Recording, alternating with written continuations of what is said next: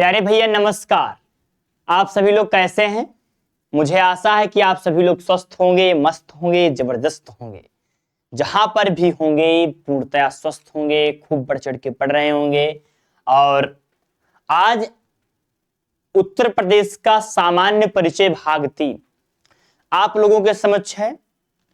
आज बहुत इंपॉर्टेंट क्वेश्चनों को पढ़ेंगे जो केवल एग्जाम ओरिएंटेटेड है, यानी कि एग्जाम में ही पूछे गए हैं। विदाउट एग्जाम वाले कोई प्रश्न ऐसे नहीं पढ़ेंगे या समय उस पर बर्बाद नहीं करेंगे जो एग्जाम में नहीं पूछे गए। वही सारे प्रश्न आज कराएंगे जो एग्जाम में ज्यादातर पूछे जाते हैं। आज की क्लास में आप सभी को प्यारे भाइयों पढ़ाऊंगा क्षेत्रफल की दृष्टि से उत्तर प्रदेश के जनपद और उनका क्षेत्रफल। चलिए स्टार्ट करते हैं। सबसे पहला प्रश्न जो एग्जाम में आया हुआ सबसे पहला प्रश्न है जो एग्जाम में आया हुआ है और कई बार एग्जाम में पूछा गया, उस प्रश्न को देखते हैं भैया और पढ़ना स्टार्ट करते हैं जी। कह रहा कि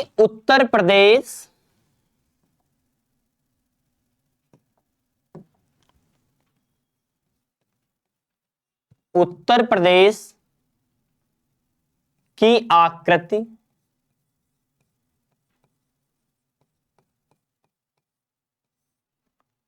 मानचित्र में कैसी दर्शाई गई है? मानचित्र में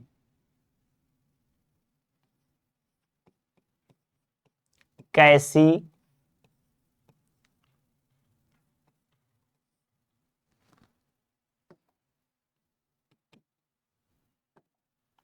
कैसी है, ये लिख लो प्यारे भैया। इसका आंसर लिखेंगे, इसका उत्तर लिखेंगे कि उत्तर प्रदेश में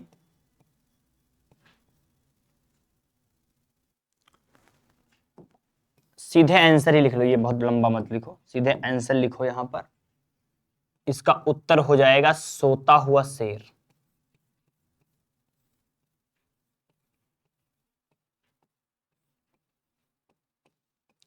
सोता हुआ शेर।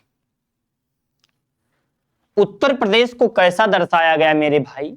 उत्तर प्रदेश को आप अगर देखेंगे तो कुछ ऐसा लगता कि सो रहा है कोई शेर, कि सोता हुआ शेर इसकी आकृति। भारत में अगर उत्तर प्रदेश के नक्शे को आप देखोगे तो उसको सोता हुआ शेर जैसी आकृति बताया गया है। तो आपको ये याद रखना है कि उत्तर प्रदेश सोता हुआ शेर की भांति उसकी आकृति बताई गई भारत के मैप में। दूसरा प्रश्न बहुत इंपॉर्टेंट आता है कि क्षेत्रफल की दृष्टि से या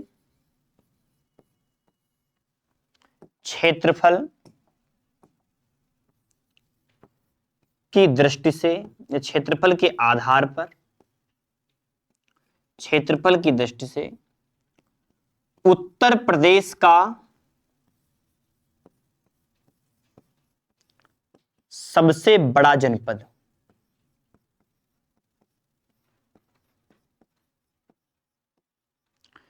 क्षेत्रफल की दृष्टि से उत्तर प्रदेश का सबसे बड़ा जनपद कौन है प्यारे भैया? तो आप लिख देंगे जी लखीमपुर खीरी। जी लखीमपुर खीरी, लखीमपुर खीरी जी आप लिखेंगे लखीमपुर खीरी। गोला गोकर्णनाथ की नगरी लखीमपुर खीरी आप लिख देंगे क्षेत्रफल की दृष्टि से सबसे बड़ी।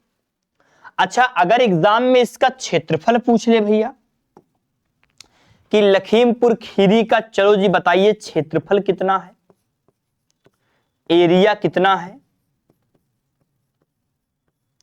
कि जी लखीमपुर खीरी का एरिया कितना है, इसका क्षेत्रफल कितना है, तो प्यारे भैया आप सभी को बताना है 7680 वर्ग किलोमीटर। वर्ग किलोमीटर, वर्ग किलोमीटर जी आप लिखेंगे लखीमपुर खीरी 7680 वर्ग किलोमीटर। भैया जी आप लिखेंगे लखीमपुर खीरी 7680 वर्ग किलोमीटर। भैया जी लखीमपुर खीरी आप देख लीजिए मैप में, ये है लखीमपुर खीरी, गोला गोकर्णनाथ की नगरी। यहीं पर डीएनबी भी है। लखीमपुर खीरी में ही दुधवा नेशनल पार्क भी है। दुधवा नेशनल पार्क है, दुधवा नेशनल पार्क भी है। लखीमपुर खीरी की ही पावन धरा पर दुधवा नेशनल पार्क है और इसका क्षेत्रफल कितना है प्यारे भैया? इसका क्षेत्रफल है 7680 वर्ग किलोमीटर। ये बात आप बिल्कुल याद रखेंगे। और सबसे बड़ा जिला कौन सा है? लखीमपुर खीरी है। इतनी बात समझ में आई आप सभी लोगों को? इतनी बात समझ में आई आप सभी लोगों को? चलो जी अगले पे आ जाओ फटाफट। अगला कह रहा कि क्षेत्रफल की दृष्टि से दूसरा, पहला जी लखीमपुर खीरी हो गया, पहला जी लखीमपुर खीरी हो गया, तो क्षेत्रफल की दृष्टि से, क्षेत्रफल की दृष्टि से, क्षेत्रफल की दृष्टि से उत्तर प्रदेश का दूसरा सबसे बड़ा जनपद, दूसरा सबसे बड़ा जनपद कौन सा है? दूसरा सबसे बड़ा जनपद कौन सा है? जनपद कौन सा है? जनपद कौन सा है प्यारे भैया?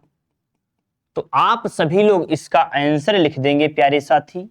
इसका आंसर आप लिख देंगे भैया जी सोनभद्र। जी भैया जी सोनभद्र है।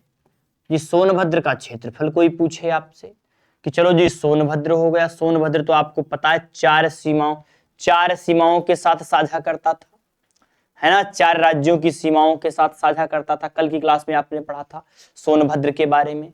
जी भैया जी सोनभद्र। अगर इसका कोई क्षेत्रफल पूछ ले, अगर इसका क्षेत्रफल पूछ ले,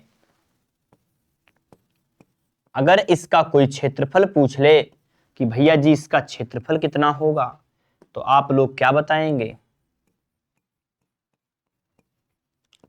क्षेत्रफल, तो इसका क्षेत्रफल कितना होगा? 6788 वर्ग किलोमीटर। वर्ग किलोमीटर कितना जी भैया जी? 6788 वर्ग किलोमीटर। जी सोनभद्र। सोनभद्र कहां पर है भैया? सोनभद्र कल मैंने आपको बताया था। सोनभद्र ये रहा जी,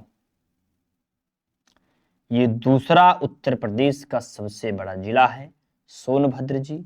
और सोनभद्र ये देखो इसका क्षेत्रफल कितना है? 6788 वर्ग किलोमीटर। ऐसे ही अगर तीसरा पूछ लेगा, अगर ऐसे ही तृतीय पूछ लेगा प्यारे भैया कि तृतीय क्षेत्रफल की दृष्टि से कौन सा होगा? तीसरा, तृतीय जनपद, तृतीय जनपद क्षेत्रफल की दृष्टि से पूछ लेगा तो आप लिखेंगे जी भैया हरदोई। आप क्या लिखेंगे भैया जी? हरदोई लिखेंगे। आप क्या लिखेंगे भैया जी? हरदोई लिखेंगे। और अगर हरदोई का क्षेत्रफल पूछ लेगा, हरदोई का क्षेत्रफल पूछ लेगा तो 5989 वर्ग किलोमीटर। वर्ग किलोमीटर भैया जी आप लिखेंगे। ये इसका एरिया है, ये इसका क्षेत्रफल है। तीसरा कौन सा हो जाएगा प्यारे भैया? तीसरा हो जाएगा हरदोई। तीसरा कौन सा हो जाएगा प्यारे साथी? तीसरा हो जाएगा हरदोई। दूसरा हो गया सोनभद्र और पहला हो जाएगा लखीमपुर खीरी। पहला कौन सा हो जाएगा? लखीमपुर खीरी। और दूसरा कौन सा हो जाएगा? सोनभद्र।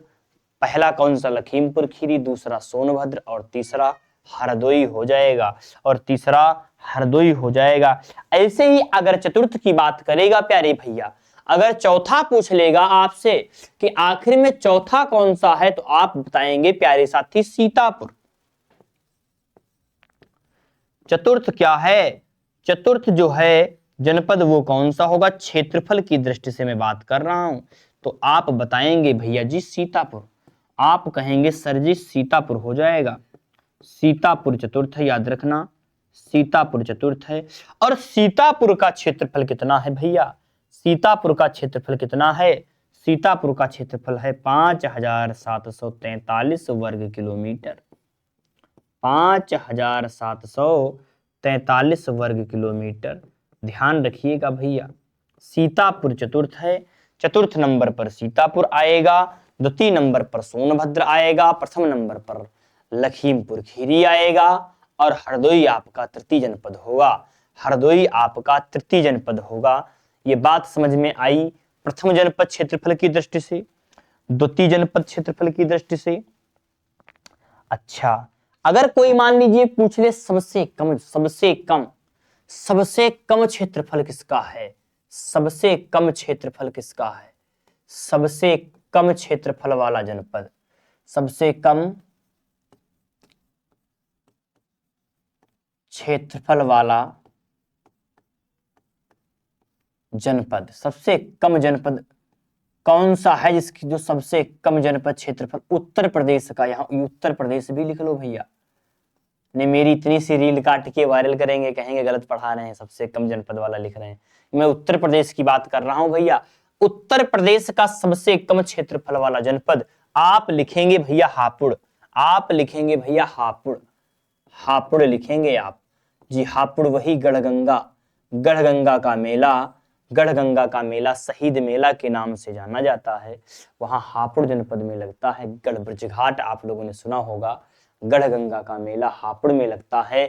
प्यारे भैया अगर मैं बात करूं पहला, अगर देखो मैंने सबसे बड़ा भी बता दिया, सबसे छोटा भी बता दिया, अगर मैं इसके क्षेत्रफल की बात करूंगा, इसके मैं क्षेत्रफल की बात करूंगा तो 660 वर्ग किलोमीटर, बस केवल लगभग 660 वर्ग किलोमीटर की बात है भैया। और हापुड़ में ही इसी पावन धरा पर शहीद मेला लगता है, शहीद मेला जिसको हम गढ़गंगा के नाम से जानते हैं। कौन सा? गढ़गंगा। गढ़गंगा कहाँ है भैया? ब्रजघाट में है, ब्रजघाट में है, ब्रजघाट गढ़गंगा मेला। 660 वर्ग किलोमीटर प्यारे साथी, 660 वर्ग किलोमीटर हाँ इसका एरिया है और यहीं पर शहीद मेला लगता है। ये सबसे कम है। अगर दूसरे नंबर पर बात करूं सबसे कम क्षेत्रफल वाला तो भदोही हो जाएगा, भदोही हो जाएगा। उसका 1051 क्षेत्रफल है उसका, 1051। भदोही दूसरे नंबर पर सबसे कम। चलो आइए पढ़ ही लेते हैं। दूसरे नंबर पर यहां से, वो पहले नंबर पर हापुड़ हो गया, पहले नंबर पर क्या हुआ भैया? हापुड़ मैंने आपको पढ़ाया, हापुड़ का 660 वर्ग किलोमीटर बताया, 660 वर्ग किलोमीटर। नंबर 2 पर क्या आएगा भैया? भदोही आएगा। भदोही सबसे कम क्षेत्रफल वाले, कम क्षेत्रफल वाले, कम क्षेत्रफल, ठीक है भैया, कम क्षेत्रफल वाला। और भदोही आएगा। और भदोही का जो होगा 43 नहीं, 1015 वर्ग किलोमीटर के लगभग माना गया। और तीसरा जो हमारा होगा सबसे कम 3 नंबर पर जी भैया आ जाएंगे आप गाजियाबाद की तरफ आ जाएंगे भैया, आप गाजियाबाद की तरफ आ जाएंगे, जो कि एनसीआर में लगता है। आप गाजियाबाद की तरफ आ जाएंगे और गाजियाबाद का क्षेत्रफल लगभग 1034 वर्ग किलोमीटर है, 1034 वर्ग किलोमीटर है गाजियाबाद का जी। गाजियाबाद की तरफ आप आ जाएंगे और गाजियाबाद का जो क्षेत्रफल होगा वो 1034 वर्ग किलोमीटर होगा। आप देख सकते हैं मुरादाबाद, अमरोहा। देखो जी भैया हापुड़ कितना छोटा है, इसीलिए हापुड़ सबसे छोटा। और उसके बाद ये गाजियाबाद है, यहाँ पर ये यहाँ पर गाजियाबाद है, ठीक है, ये गाजियाबाद है। फिर बुलंदशहर है, संभल है, अमरोहा है, बदायूं है, गौतम बुद्ध नगर है, अलीगढ़ है ना, कासगंज है, फर्रुखाबाद है, शाहजहानपुर है, हरदोई है, सीतापुर है, लखीमपुर है, बहराइच है, श्रावस्ती है। ऐसे बहुत सारे इसमें नाम लिखे हैं। लेकिन प्यारे भैया राजधानी देखिएगा, ये रही लखनऊ राजधानी है, बिल्कुल उत्तर प्रदेश की। बाराबंकी और उन्नाव के बीच में दबी हुई राजधानी लखनऊ है चारों तरफ से। इधर बाराबंकी, सीतापुर, हरदोई, उन्नाव और रायबरेली के बीच में उत्तर प्रदेश की राजधानी लखनऊ है, उत्तर प्रदेश की राजधानी लखनऊ है। प्यारे भैया इतनी बात समझ में आई, इतनी बात आप सभी को समझ में आई? ये आप मुझे एक बार बताएं, ये चीजें आपको समझ में आई जो मैंने आपको बताई अभी? सबसे कम क्षेत्रफल की मैंने बात करी थी प्यारे भैया, तो सबसे कम क्षेत्रफल की बात करी, नंबर 1 पर हापुड़ आएगा जिसका क्षेत्रफल कितना है 660 वर्ग किलोमीटर है। नंबर 2 पर भदोही आएगा जिसका 1015 वर्ग किलोमीटर है। और नंबर 3 पर जी आएगा गाजियाबाद की तरफ आएंगे, और गाजियाबाद की तरफ 1034 वर्ग किलोमीटर में फैला हुआ एनसीआर का एक जिला गाजियाबाद है ना। चलो आ जाओ भैया, इतनी बात क्लियर हुई यहां तक। अगर आपसे कोई पूछेगा तो आप बता पाएंगे अच्छी तरीके से, है ना। जो मैंने आपको पढ़ाया ये आप अच्छी तरीके से बता पाएंगे। आइए अगले पे आ जाओ फटाफट, अगले पे आ जाओ। नेशनल कैपिटल रीजन, अरे भैया नेशनल कैपिटल रीजन, वाह बहुत बढ़िया। नेशनल कैपिटल रीजन यानी कि बात करूंगा मैं एनसीआर की। आप लोगों ने नाम सुना होगा एनसीआर। एनसीआर का फुल फॉर्म क्या है भैया? National capital reason.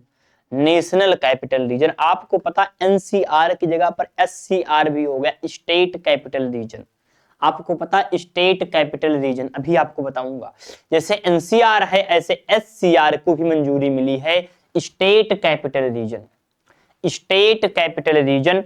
अब एनसीआर क्या है? एनसीआर का मतलब है नेशनल कैपिटल रीजन।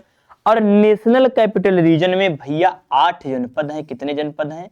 8 जनपद हैं प्यारे भैया, 8 जनपद हैं नेशनल कैपिटल रीजन में। प्यारे साथी 8 जनपद हैं।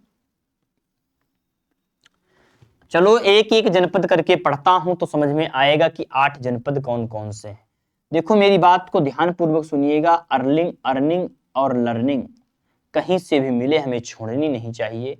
तो इसमें 8 जनपद हैं टोटल, और 8 जनपद के बारे में पढ़ेंगे अच्छी तरीके से और जानेंगे। कोई पूछ ले हमसे कि 8 जनपद कौन कौन से हैं तो हम आसानी से उसको बता पाएं, आसानी से हम उसको बता पाएं। इसीलिए मैं आपको 8 जनपद इसके कंटिन्यू कराऊंगा, ठीक है। 8 जनपद इसके। चलो नंबर 1 पर आपको पता होना चाहिए भैया गाजियाबाद है। नंबर 1 पर क्या है? गाजियाबाद है, यूपी 14 गाजियाबाद। नंबर 2 पर भैया हापुड़ हो जाएगा भैया। नंबर 2 पर क्या हो जाएगा भैया? हापुड़ हो जाएगा। नंबर 3 पर गौतम बुद्ध नगर हो गया। नंबर 3 पर गौतम बुद्ध नगर हो गया। गौतम बुद्ध नगर हो गया भैया। नंबर 4 पर भैया बुलंदशहर हो गया। कौन सा शहर भैया? बहुत बुलंद शहर है, गजब की जगह है भैया। बुलंदशहर हो गया। कितने भैया हो गए? गाजियाबाद हो गया, हापुड़ हो गया, गौतम बुद्ध नगर हो गया, बुलंदशहर हो गया। भैया मेरठ हो जाएगा, भैया मुजफ्फरपुर हो जाएगा, मुजफ्फरनगर, मुजफ्फरनगर हो जाएगा भैया। सॉरी मुजफ्फरपुर नहीं, मुजफ्फरनगर। भैया गाजियाबाद हो गया, हापुड़ हो गया, गौतम बुद्ध नगर हो गया, बुलंदशहर हो गया, मेरठ हो गया। अब भैया क्या क्या बचा मेरे पास? बागपत और शामली भैया 2 बच गए मेरे पास। तो बागपत और शामली को भी लिख लेंगे। क्या लिखेंगे भाई? बागपत लिख लेंगे, और एक और लिख लो प्यारे से साथी, शामली। 8 भैया, 8 के 8 हो गए प्यारे साथी। 8 कौन कौन से हो गए एक बार समझाओ भैया। नंबर 1 पर जी गाजियाबाद हो गया, नंबर 2 पर जी हापुड़ हो गया, नंबर 3 पर जी गौतम बुद्ध लिख दिया मैंने, नंबर 4 पर बुलंदशहर लिख दिया, नंबर 5 पर मेरठ लिख दिया, 6 पर भैया ये लिख दिया मुजफ्फरनगर, 7 पर बागपत लिख दिया, और 8 पर शामली लिख दिया।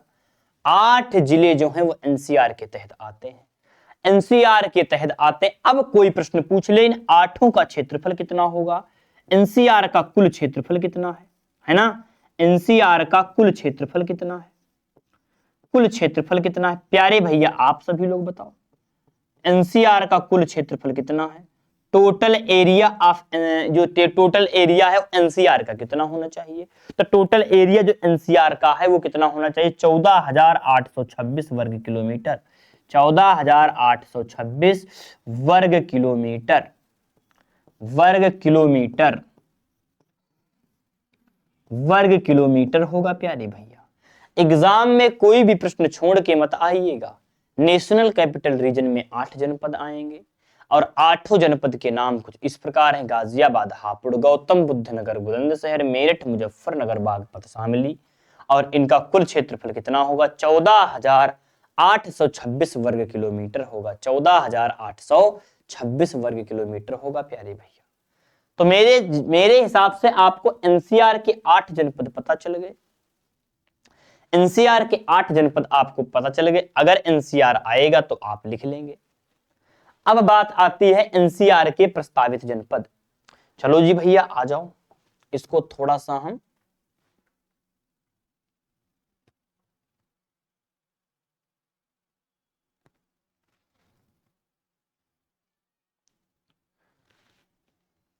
चलो जी, अब हम पढ़ेंगे एनसीआर के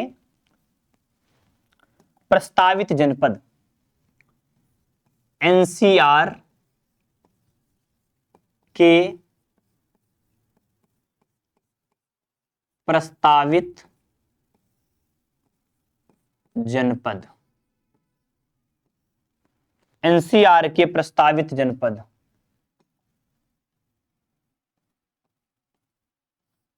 एनसीआर के प्रस्तावित जनपद कौन कौन से हैं भैया? एनसीआर के प्रस्तावित जनपद के बारे में पढ़ेंगे पहले। हाँ देखो भैया, एक यहां पर थोड़ी सी चीज आपको नहीं बताना चाहूंगा कि जब भी आप गूगल पर करेंगे तो आपको गूगल बाबा सहारनपुर दिखाते हैं, लेकिन इसमें सहारनपुर नहीं है। इसमें सहारनपुर है नहीं। गूगल बाबा दिखाते हैं लेकिन प्रस्तावित जनपद जो हैं वो सहारनपुर इसमें है नहीं। प्यारे भैया ध्यानपूर्वक समझो कौन कौन से। एनसीआर के प्रस्तावित जनपदों के नाम मैं आपको बताता हूं। अलीगढ़ मथुरा, क्या नाम होगा भैया? अलीगढ़ मथुरा। अलीगढ़ मथुरा एक। अब यहां पर आपको बताना, जो गूगल बाबा में आप पूछोगे, गूगल बाबा से जब आप पूछोगे तो गूगल बाबा आपको सहारनपुर भी दिखाएंगे, लेकिन सहारनपुर नहीं है। सहारनपुर नहीं है, हाथरस है भैया। क्या है?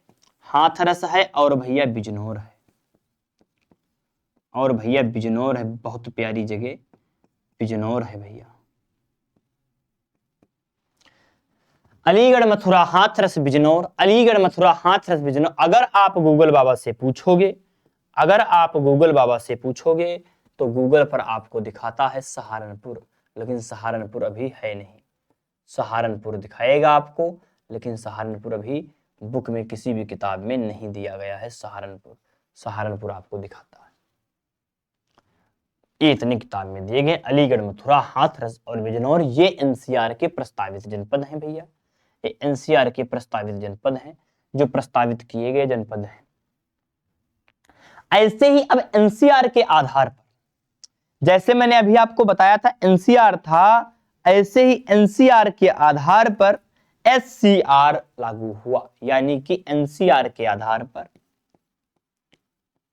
एनसीआर के आधार पर एक नई चीज लगी जिसको हम बोलते हैं एससीआर। और एससीआर का फुल फॉर्म क्या होगा? स्टेट।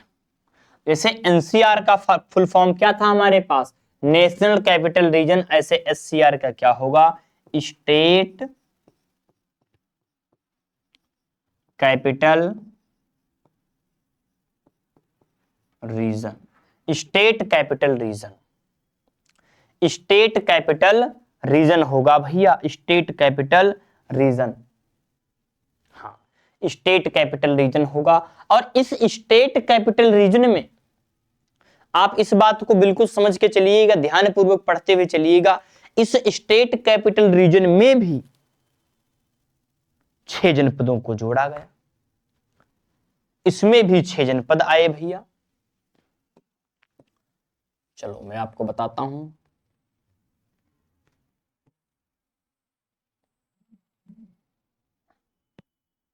एनसीआर के आधार पर स्टेट कैपिटल रीजन जो बना, इस स्टेट कैपिटल रीजन में भी 6 जनपद हैं भैया। 6 जनपद, 6 जनपदों को जोड़ा गया। और वो कौन कौन से जनपद हैं भैया? ये सारे जनपद लखनऊ से लगे हुए हैं, और लखनऊ भी इनमें एक जनपद है। तो लखनऊ से लगे हुए जनपद बाराबंकी, उन्नाव, हरदोई, बाराबंकी, उन्नाव, बाराबंकी, उन्नाव और हरदोई, बाराबंकी, उन्नाव और हरदोई। एक तो भैया लखनऊ है ही इसमें, एक तो इसमें लखनऊ खुद है ही, तो बाराबंकी, उन्नाव, हरदोई और उसके बाद भैया सीतापुर और रायबरेली को भी जोड़ा गया, सीतापुर और रायबरेली को भी जोड़ा गया।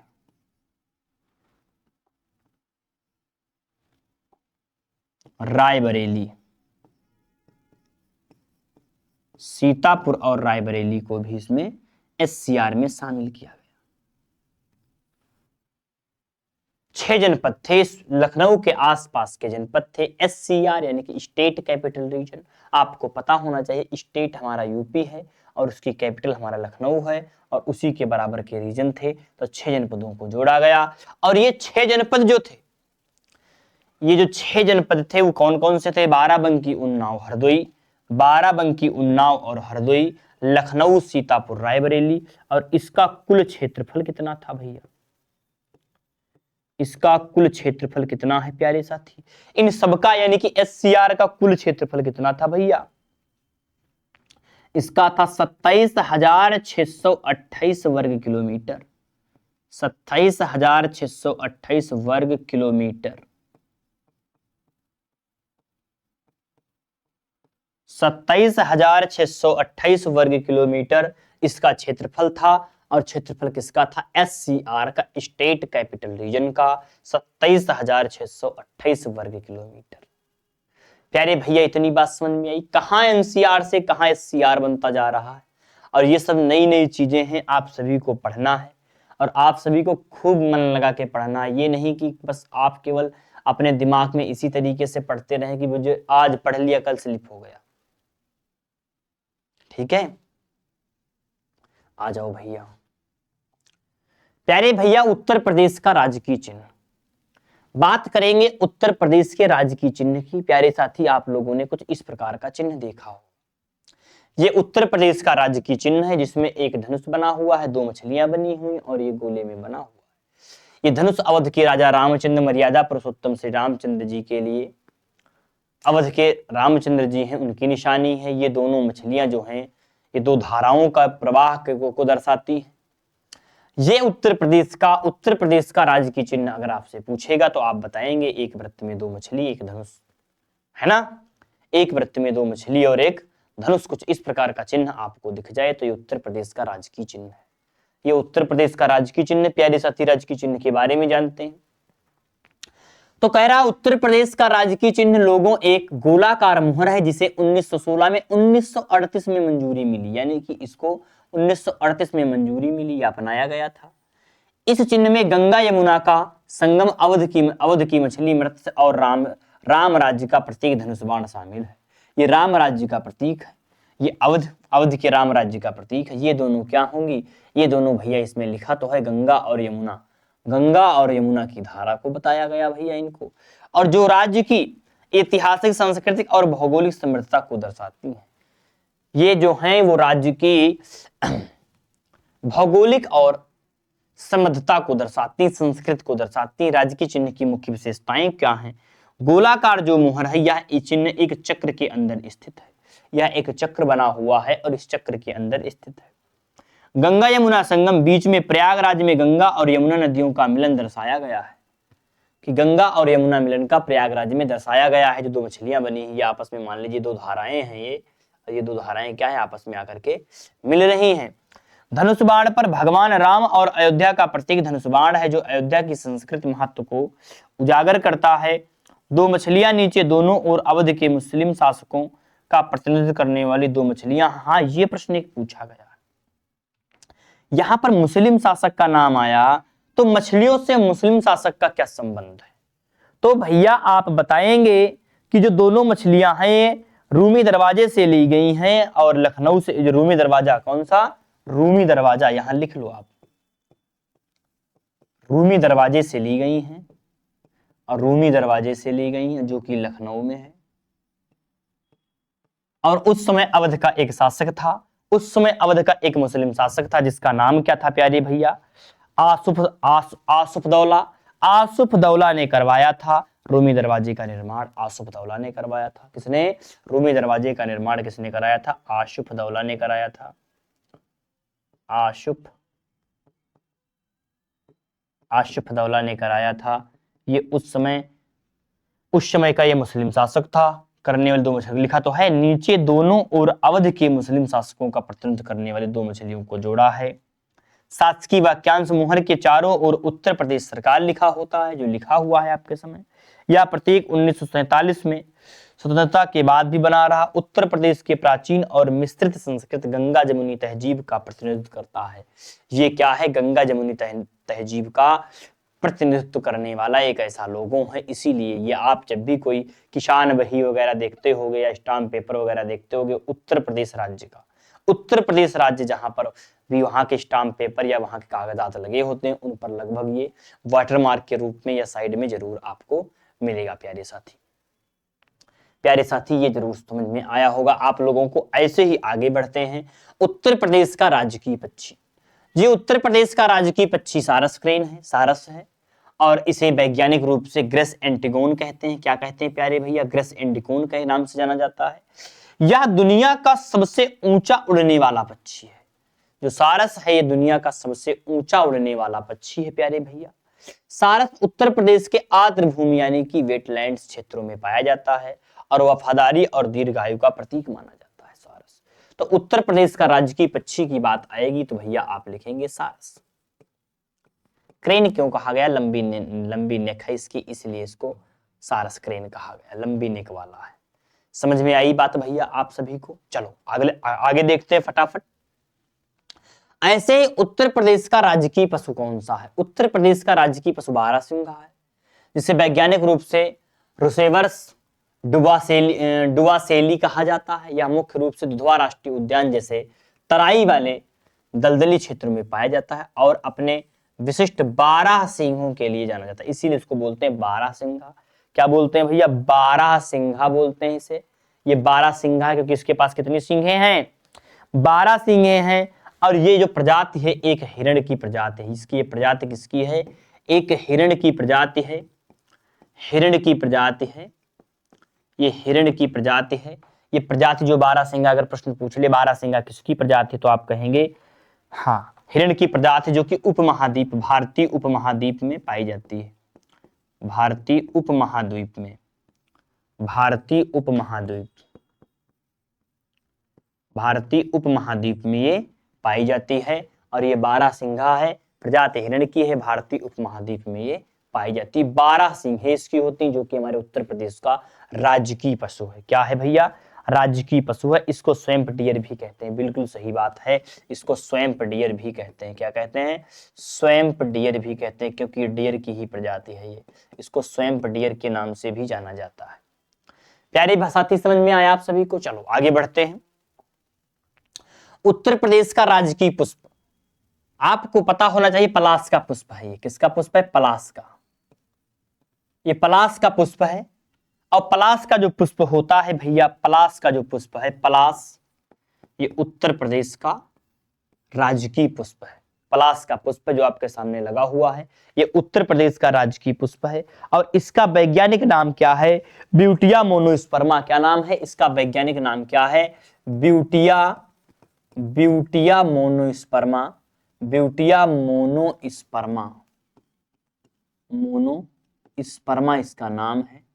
ब्यूटिया मोनोस्पर्मा इसका वैज्ञानिक नाम है। पलाश के इसका वैज्ञानिक नाम है ब्यूटिया मोनोस्पर्मा। पलाश का वैज्ञानिक नाम ब्यूटिया मोनोस्पर्मा है। ऐसे ही राजकीय वृक्ष के बारे में जब भी कोई पूछेगा आपसे, तो राजकीय वृक्ष कौन सा है भैया? अशोक का पौधा, जो आप लोगों ने सजावटी के लिए अपने घरों में भी लगाते हो। अशोक का वृक्ष है, अशोक का वृक्ष है, अशोक का वृक्ष है ये भैया। ये उत्तर प्रदेश का राजकीय पुष्प है, राजकीय वृक्ष है। क्या है? राजकीय वृक्ष। पुष्प की बात करूंगा पलाश होगा, वृक्ष की बात करूंगा अशोक होगा। ऐसे ही राजकीय खेल कौन सा है? तो राजकीय खेल कौन सा है भैया? हॉकी। उत्तर प्रदेश का राजकीय खेल कौन सा है? हॉकी है। उत्तर प्रदेश का राजकीय खेल हाँ की है। ऐसे ही उत्तर प्रदेश का राजकीय मछली, उत्तर प्रदेश की राजकीय मछली कौन सी? राजकीय मछली चित्ताला है। क्या नाम है भैया इसका? चित्ताला मछली है। चित्ताला मछली उत्तर प्रदेश की राजकीय राजकीय मछली कौन सी है? चित्ताला है। उत्तर प्रदेश की राजकीय मछली, मछली की बात करूंगा चित्ताला आएगा, मछली की बात करूंगा चित्ताला आएगा। और जली जंतु की बात करूंगा, जली जीव की बात करूंगा तो कौन सी आएगी? जली जीव की बात करूंगा। आप पहचान के मुझे बताएं ये कौन सी है, आप मुझे पहचान के बताएं ये कौन सी है। तो जब जलीय जीव की बात करूंगा तो ये डॉल्फिन है। मनुष्य के बाद इसके पास सबसे ज्यादा दिमाग होता है। मनुष्य के बाद अगर दुनिया में किसी के पास दिमाग है दूसरे नंबर पर तो डॉल्फिन के पास होता है। ये भैया आज की कहानी यहां तक की हमारी रही, जहां पर उत्तर प्रदेश का सामान्य परिचय भाग 3 आज आप लोगों के समक्ष रहा भैया। आज आप लोगों के समक्ष उत्तर प्रदेश का भाग 3 रहा, जिसमें क्षेत्रफल की बात की गई और क्षेत्रफल के साथ साथ में उसके कम और अधिक क्षेत्रफल वाले राज्यों की बात की गई, जनपदों की बात की गई। और उसके बाद तुरंत हम आ गए थे एनसीआर पर बात करा, और एनसीआर से हमने तुरंत आगे एससीआर बताया, आप लोगों को समझाया कि एससीआर क्या है। और उसके तुरंत बाद हम फटाफट भैया आ गए हमारे राष्ट्रीय चिन्हों पर, पशुओं पर, वृक्षों पर, जो एग्जाम में बहुत बार पूछे गए हैं। प्यारे भैया मुझे आशा है आप सभी को ये क्लास पसंद आई होगी। एक बार आप सभी लोग कमेंट में जरूर बताएं आज की क्लास कैसी रही। प्यारे भैया नमस्कार।